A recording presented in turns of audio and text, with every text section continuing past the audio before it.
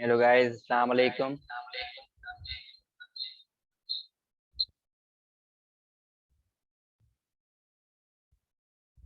Friends, today we are going to discuss about the part 2 of this lecture।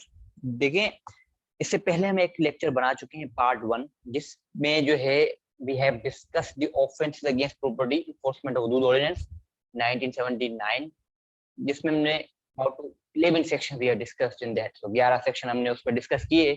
अब जो है हम move करेंगे कुछ आगे सेक्शन नंबर 12 की तरफ। ठीक है, तो सेक्शन नंबर 12 जो है उससे पार्ट 2 का आगाज करते हैं हम। So may God's blessings be upon we all. Bismillahirrahmanirrahim। Return of stolen property। तो इस सेक्शन को जैसे हम रीड करते हैं, इंशाल्लाह we will come to know about the core of the section. If the stolen property is found in the original or in an identifiable form, मतलब जिस ओरिजिनल फॉर्म में उसने चोर ने वो थेफ्ट किया, चोरी की, उसी ओरिजिनल फॉर्म में ही वो प्रॉपर्टी मिल जाए। ठीक है, मेरा लैपटॉप चोरी हो गया and in the same original shape of original form of laptop I have found the same, मुझे वही चीज सेम मिल गई। ठीक है, एक तो ये कंडीशन है, सिचुएशन है। या or in a form into or for which it may have been converted, या वो चीज जो है जिस चीज में कन्वर्ट हो सकती थी वो चीज जो है फिर मुझे कन्वर्टेड मिल गई। सही है, कन्वर्टेड फॉर एग्जांपल मैं कहूं कि मेरा सोना जो है वो चोरी हो गया भाई, मेरा चांदी जो है वो चोरी हो गई भाई, निसाब की वैल्यू के बराबर। निसाब क्या है पार्ट 1 को देखिएगा, अभी नहीं बताता हूँ वरना you will not watch my part 1 और मुझे वॉचिंग आवर्स नहीं मिलेंगे। ठीक है, चलो। तो कन्वर्ट मतलब मेरा गोल्ड जो है वो चोरी हो गया, मेरा चांदी जो है वो चोरी हो गई, अब उसको कन्वर्ट कर दिया गया इधर इयररिंग्स में या ज्वेलरी, या इयररिंग में ज्वेलरी में आते हैं, और जो है क्या कहें उसको, क्या कहते हैं भाई, रिंग, हाँ मुंडी, तो उसमें कन्वर्ट हो गई, तो ये होगा कन्वर्जन। तो वो कन्वर्टेड शक्ल में मुझे अपनी चीज वापस मिल गई और एक्सचेंज शक्ल में मिल गई। एक्सचेंज में इस तरह के भाई मेरे पास जो है 125 मोटरसाइकिल था, 125 मोटरसाइकिल चोरी हो गया और उस चोर ने क्या किया कि उसको एक्सचेंज कर दिया। एक्सचेंज इस तरह किया कि मोटर बाइक 125 किसी को दे दी, 2 यूनिक बाइक ले लिए या सीडी ले लिए बाइक, 2 सीडी बाइक मुझे जो फिर जो चोर से लेकर दिए गए हों, ये एक एक्सचेंज की शक्ल कह सकते हैं।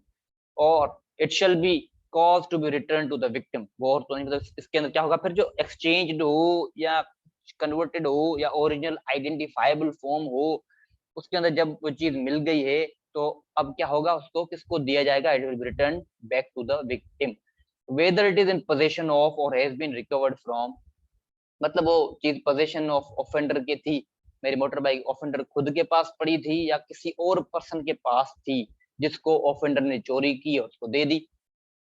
तो this is the thing.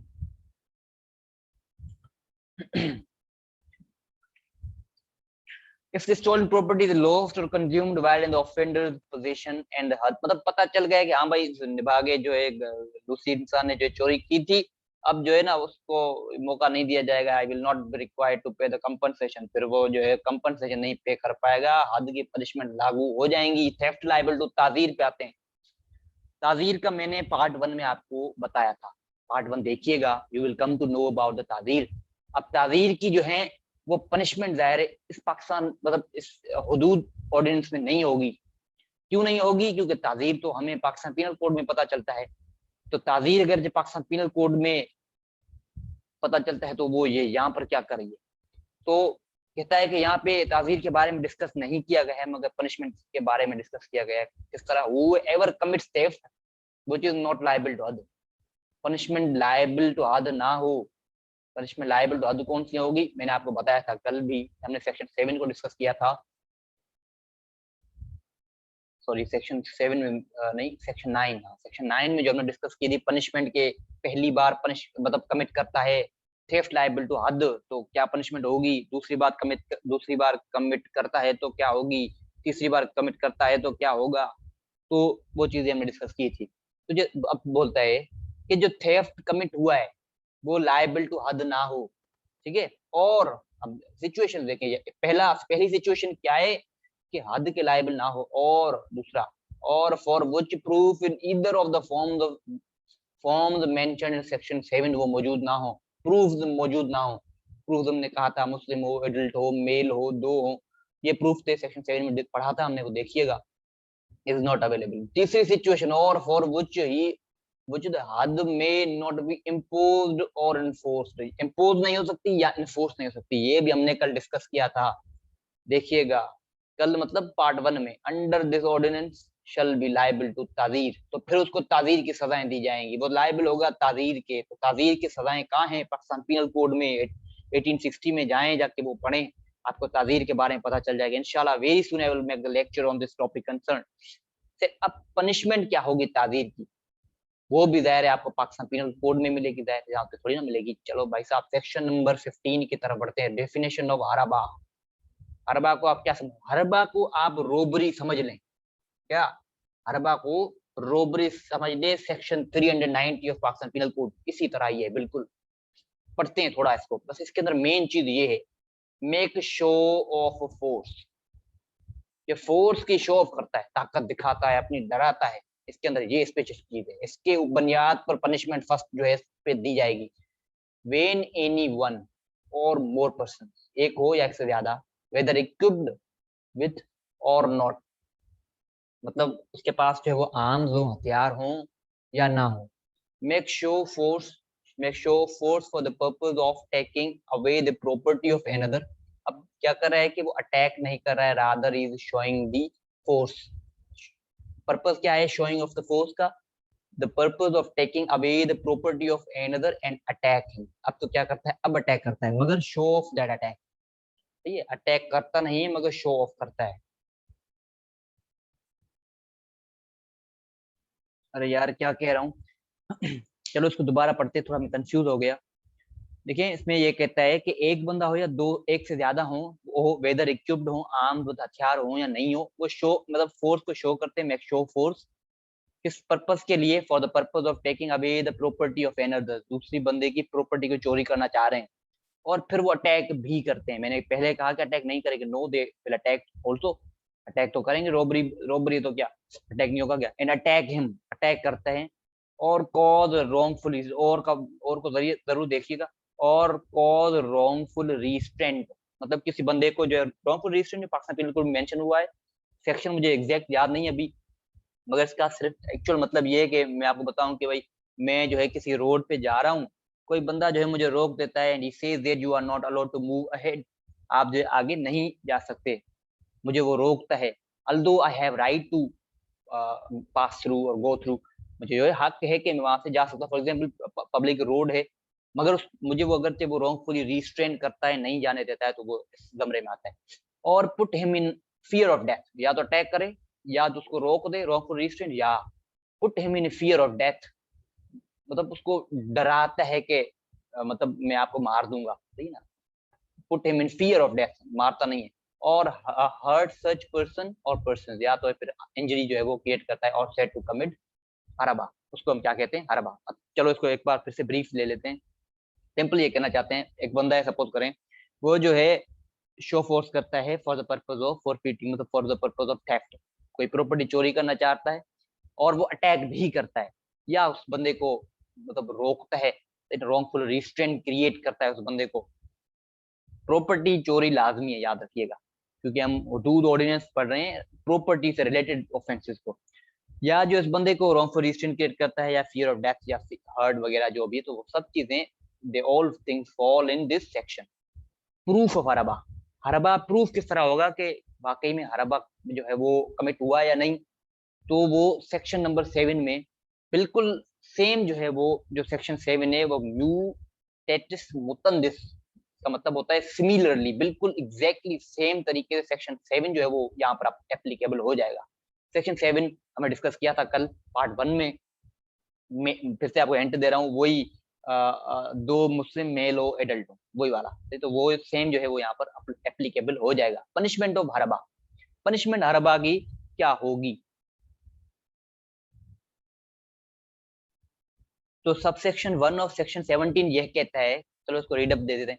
Whoever being an adult is guilty of haraba in the course of which, ये आपको बिल्कुल कंफ्यूज कर रहा होगा, in the course of which neither any murder has been committed nor any property has been taken away shall be punished with whipping पड़ता है, इसको whipping not exceeding 30 stripes and with rigorous imprisonment until the course is satisfied of it। देखें इसमें ये कहते हैं, हमने पीछे पढ़ा था कि प्रॉपर्टी जो है वो चोरी हो, सही है, प्रॉपर्टी जो है वो प्रॉपर्टी चोरी होती है, हरबा में ये होता है।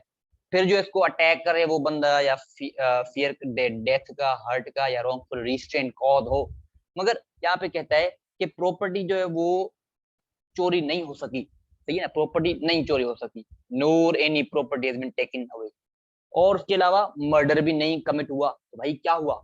तो हम सिंपल कह सकते हैं that was nothing but the attempt of हरबा, अटेम्प्ट करने की कोशिश कर रहा था, प्रॉपर्टी को चोरी करने की बिल्कुल कोशिश कर रहा था, but unfortunately it was not done with that, so वो नहीं हो पाया। अब नहीं हो पाया तो क्या उसको आजाद छोड़ा जाएगा? So the answer is no. Islamic law is very strict law, so it goes as it says that अब जो पनिशमेंट क्या मिलेगी, shall be punished with whipping, not मतलब जो कोड़े मारे जाते हैं, 30 से ज्यादा कोड़े नहीं होंगे, 30 या 30 से कम कोड़े जो है मारे जाएंगे, 30 स्ट्राइप्स। एंड उसके अलावा एंड क्रिएट करा, एंड का मतलब है उसके साथ, एंड को समझ ले एडिशन प्लस, और को समझ ले कि या तो ये या तो वो, या ये पनिशमेंट दी जाएगी या वो, एंड का मतलब है दोनों दी जाएंगी। 30 stripes with rigorous imprisonment. Rigorous imprisonment का आपको बिल्कुल पता होगा। देखिए imprisonment is of two kinds, imprisonment of जिसको हम कहते हैं, एक होती है इम्प्रिजनमेंट फॉर लाइफ, दूसरा होता है इम्प्रिजनमेंट ऑफ ईदर डिस्क्रिप्शन। ठीक है, इम्प्रिजनमेंट ऑफ ईदर डिस्क्रिप्शन का मतलब होता है किस नेचर की इम्प्रिजनमेंट अब दी जाएगी। तो imprisonment of either description is further divided into imprisonment of, एक होता है रिगोरस इम्प्रिजनमेंट, दूसरा होता है सिंपल इम्प्रिजनमेंट। तो यहाँ पर रिगोरस इम्प्रिजनमेंट दी जाती है। rigorous imprisonment is an imprisonment in which there is a punishment of servitude, मतलब बिल्कुल जो है वो बहुत सख्त काम करवाए जाते हैं उस बंदे से, फिर सही ना। सिंपल इम्प्रिजनमेंट में बस जेल में डाला जाता है, तो रिगोरस इम्प्रिजनमेंट बड़े बड़े काम भी उससे करवाए जाते हैं। तो यहाँ पर 30 स्ट्राइप्स और रिगोरस इम्प्रिजनमेंट भी दी जाएगी until the court is satisfied of his being sincerely penitent, तब तक उसको रिगोरस इम्प्रिजनमेंट में रखा जाएगा जब तक कोर्ट जो है वो सिंसियरली, मतलब कोर्ट जो पता सेटिस्फाइड हो जाए कि ये बंदा है जो अब माफी मांग रहा है, now he must be what we can say, must be thrown out of the jail. अब जो उसको फेंका जाए, बस सिंपल जो है उसको फ्री किया जाए फ्रॉम द जेल। तो ये है। फर्दर ये कहता है कि 3 साल can be less than shall in no case, मतलब ज्यादा से ज्यादा जो 3 साल जो है, 3 साल से कम नहीं होंगे, 3 साल की इम्प्रिजनमेंट बंदे को दी जाएगी।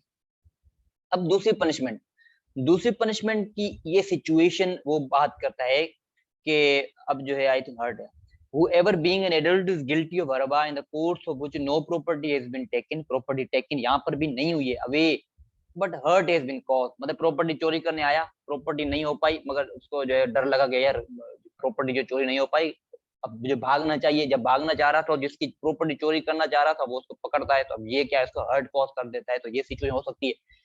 अब क्या होता है, but hurt has been caused to any person shall in addition to the punishment provided, सबसे जब हर्ट कॉज करके भाग रहा है तो उस बंदे को पनिशमेंट कौन सी दी जाएगी? बोलता है कि वही पनिशमेंट जो कि सबसेक्शन 1 में कह के मतलब हमने डिस्कस किया है, वही पनिशमेंट दी जाएगी। कौन सी?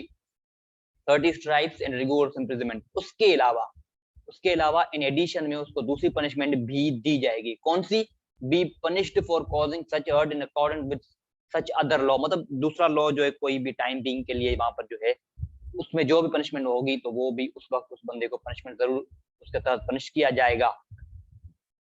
अब थर्ड सिचुएशन बोलता है whoever being an adult is guilty of haraba in the course of which no murder has been committed, murder नहीं हुआ है बट प्रॉपर्टी है, the value of which amounts to or exceeds the nisab has been taken away shall be punished with amputation of right hand। चलो ठीक है, देखिए यहाँ पर जो मर्डर तो कमिट नहीं हुआ, मगर जो है प्रॉपर्टी जो है वो स्टील हो गई, स्टील क्या है यहाँ, चोरी हो गई, ठीक है, थेफ्ट हो गई समझो। अब चोरी हो गई तो उसकी इम्प्यूटेशन की सजा दी जाती है। इसके अंदर क्या कहता है कि इम्प्यूटेशन किस तरह होगी, राइट जो हैंड है उसको रिस्ट से उखाड़ा जाएगा, निकाला जाएगा, और जो लेफ्ट फुट है उसको एंकिल से, मैंने आपको बिल्कुल कल पिक्चर भी दिखाई थी एंकिल की, रिस्ट की, कि कौन कौन से होते, पार्ट 1 में दिखाई थी, वो आप देखिएगा आपको पता चलेगा उसके अंदर। और यहाँ पे एंड को जरूर थोड़ा ध्यान में रखें, वहां पर था और जो पनिशमेंट अंडर सेक्शन 9 डिस्कस कर रहे थे, वहां पर जो है पनिशमेंट जो थी वो कह रहा था कि या तो रिस्ट, मतलब या तो हैंड या तो फुट, मतलब ये अलग अलग पनिशमेंट वहां पे डिस्क्राइब की हुई थी, मगर यहाँ पर दोनों ही है, मतलब हाथ को भी काटा जाएगा और पैर को भी काटा जाएगा। अब बढ़ते हैं आगे, अब ये ज्यादा इसके डिटेल में नहीं जाते, 4 की तरफ बढ़ते हैं। Whoever being an adult is guilty of araba in the course of which he commits murder, murder commit सारे ने कर दिया, अब क्या होगा, I will be punished with death, imposed as हद, ठीक ना, तो उसको अब जो है मारा जाएगा। तो ये सिंपल ये सेक्शन मैं बता रहा है।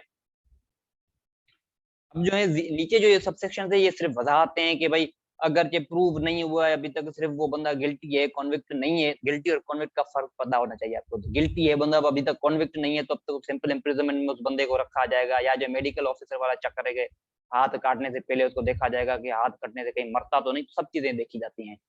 सेक्शन नंबर 8 की तरफ बढ़ते हैं। Cases in which punishment of amputation और डेथ फॉर हराबा शैल नॉट बी इम्पोज्ड और इन्फोर्स्ड। देखिए ना, वहां पे था कि पनिशमेंट ऑफ एम्पुटेशन और डेथ। एम्पुटेशन हमने अभी पनिशमेंट में डिस्कस किया कि राइट हैंड को और लेफ्ट फुट को जो है वो एम्प्यूट किया जाएगा, या उस बंदे को डेथ पेनल्टी भी आ सकती है अगर उस बंदे ने किसी का मर्डर कर दिया ड्यूरिंग अरबा, कमिटिंग अरबा। तो कौन सी सिचुएशन से जब ये पनिशमेंट इम्पोज या एनफोर्स नहीं हो सकती, तो कहता है द पनिशमेंट ऑफ एम्पुटेशन और death shall not be imposed और enforced for the offence of अरबा in cases in which HUD may not be imposed for theft liable to HUD and provisions of section 10 and section shall apply mutatis mutandis। तो पढ़िएगा, आपको ये पता चल जाएगा इसके अंदर। सिंपल ये कहता है कि जहां जहां पर थेफ्ट लाइबल टू हद होता है और वहां पर जो इसकी पनिशमेंट जो हद में जो दी गई है अगर वो इम्पोज नहीं हो पा रही हैं, तो फिर जो है वो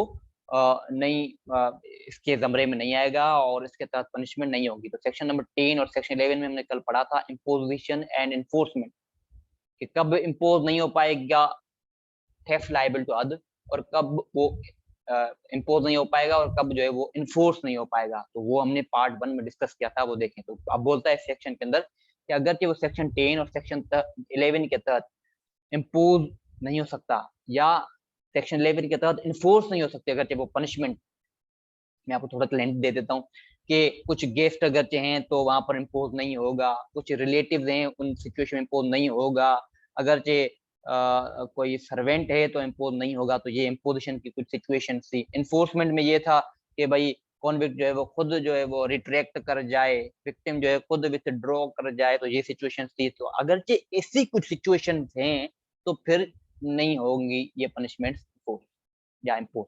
return of property taken away during अरबा, तो इसी इसमें भी वही सेक्शन अप्लाई होगा जो कि हमने पहले अभी डिस्कस किया है, सेक्शन नंबर 12 इसी पार्ट 2 में डिस्कस किया अभी, तो वो देखिएगा आप। सेक्शन नंबर 20 की तरफ बढ़ते हैं। पनिशमेंट फॉर हरबा लायबल टू ताजीर, जाहिर है ये ताजीर की बात आ जाए तो वो पाकिस्तान पेनल कोड में डिस्कस की जाएगी। पनिशमेंट फॉर रसागिरी और पत्थरीदारी, इसको डिस्कस करते हैं। देखिए पत्थरीदारी और रस्सागिरी का सिंपल मतलब ये है कि भाई मैं एक बंदा हूँ, एक चोर है मेरा दोस्त है, अब चोर जो है वो आके मेरे यहाँ पनाह लेता है, मुझे कहता है कि यार मुझे पनाह दे, मुझे वो बंदे मार देंगे या कुछ भी, तू मुझे पनाह दे, मैंने जो चोरी किया है सामान वगैरह जो मटेरियल है, I will give you the share, मैं तुम्हें शेयर दूंगा उस प्रॉपर्टी का या कुछ भी, और मैं उसको दे देता हूँ पनाह, उसको असिस्टेंट दे देता हूँ, मैं उसको प्रोटेक्शन, उसको पेट्रोनेज जो है वो मदद कर देता हूँ, तो मैं भी उसके साथ गुनहगार हूँ। तो ये पत्थरीदारी पनिशमेंट क्या होगी, whoever commits रस्सीगिरी सॉरी रसागिरी और पत्थरीदारी shall be punished with rigorous imprisonment for a term which may extend to 14 years or with wiping। अब देखिए और है या rigorous imprisonment या वाइपिंग, जो कि 70 से होगा आई थिंक, हाँ 70, वाइपिंग नॉट एक्सीडिंग 70 स्ट्राइप्स। अब देखें या rigorous punishment या वाइपिंग, विपिंग आई थिंक, या वो या ये, मगर उसके साथ मतलब फॉर एग्जांपल विपिंग दी गई है तो उसके साथ ये भी होगा या एंड विद कॉन्फिस्केशन। कॉन्फिस्केशन का मतलब होता है जो उसको प्रॉपर्टी होगी, मतलब मैं इसको पनाह दे रहा हूँ तो मेरी प्रॉपर्टी को जब्त किया जाएगा, तो ये होता है confiscation. And with confiscation of all his immovable property and fine, उसके साथ फाइन भी होगा। अब मैंने क्या कहा, वाइपिंग होगी तो ये दो चीजें भी ऐड हो जाएंगी। अगर वाइपिंग नहीं है, सिर्फ रिगोर्स इम्प्रिजनमेंट है, तब भी ये दो चीजें पनिशमेंट इन दो चीजों की तो वैसे ही होगी। तो आप देखें कितनी जो सख्त पनिशमेंट है इस्लाम के अंदर। Punishment for attempt to commit offence punishable by this ordinance. इस ऑर्डिनेंस के तहत जो भी हमने ऑफेंसेस डिस्कस किए हुए हैं, हरबा हो गया, या जो है liable to theft, liable to हद हो गया, ताजीर हो गया, इनके वो जो है कमिट नहीं हो पाते, सिर्फ अटेम्प्ट होती है, नाकाम हो जाते, कमिट नहीं हो पाते, उन्हों के लिए कमिट क्या होगी punishment, whoever attempts to commit an offense punishable under this ordinance or to cause such an offense to be committed and such attempt does any act towards the commission of the offense shall where no express provision is made by the ordinance for the punishment of such attempt be punished with imprisonment of either description। क्या punishment होगी, imprisonment of either description की punishment हो जाएगी उन लोगों को, और a term which may extend to 10 years। चलो आगे बढ़ते हैं, इतना इंपॉर्टेंट नहीं था ये I think. Application of certain provisions of Pakistan penal code, यहाँ पे पीपीसी अप्लाई हो सकता है, उनके सर्टेन प्रोविजन जो कि मेंशन है देख लीजिए। Section number 24 application of code of criminal procedure, CrPC भी एप्लीकेशन मतलब एप्लीकेबल है इस पर, सर्टेन प्रोविजन, सारी नहीं, ठीक है। Section number 25 presiding officer of court to be a Muslim, सही है। तो प्रिजाइडिंग ऑफिसर जो कि मतलब ये केसेस सुनेगा वो मुस्लिम होगा, सही है, लाजमी। मगर बोलता है कि अगरचे वो प्रिजाइडिंग ऑफिसर मतलब जो कॉन्विक्ट है, जो चोर है सारा, एक्यूज स्पेशली एक्यूज जो है वो अगरचे नॉन मुस्लिम है, तो फिर प्रिजाइडिंग ऑफिसर भी नॉन मुस्लिम होगा। Saving Section number 26. Nothing in this ordinance shall be deemed to apply to cases pending before any court immediately before the commencement of this ordinance or to offences committed। बोलता है कि अभी तक for example ये ordinance commence नहीं हुआ, मतलब जब अभी की बात नहीं है, ये जब बना था 1979 में, जब ऑर्डिनेंस बना था उस वक्त की बात करता है। कि बोल रहा है कि अभी तक तो, जब तक मतलब अभी तो सिर्फ ये बना है 1979 में ऑर्डिनेंस, जब तक ये ऑर्डिनेंस स्टार्ट नहीं हो जाता, कमेंस नहीं हो जाता, इसकी एप्लीकेबिलिटी स्टार्ट नहीं हो जाती, उससे पहले जो भी क्राइम हुए हैं, जो भी मसले हुए हैं, जो भी ऑफेंसेस कमिट हुए हैं, वो जो है उनको पनिशमेंट इसके तहत नहीं दी जाएगी। ये जो ऑर्डिनेंस है उस पर फिर अप्लाई नहीं होगा। तो guys the topic is, don't forget to like, subscribe, share this my video and channel. बहुत यार बहुत मेहनत लगी है, आप पार्ट 1 देखिएगा, पार्ट 2 देखिएगा, you will come to know about that, about how much extent I have struggled for this making a video। तो बाकी आपकी मर्जी है यार, हो सके तो काइंडली थोड़ा हमें भी सब्सक्राइब किया करें, शेयर किया करें, लाइक किया करें, ताकि हमारी भी जो है इससे हौसला अफजाई हो। थैंक यू, खुदा हाफिज, अल्लाह करम करे।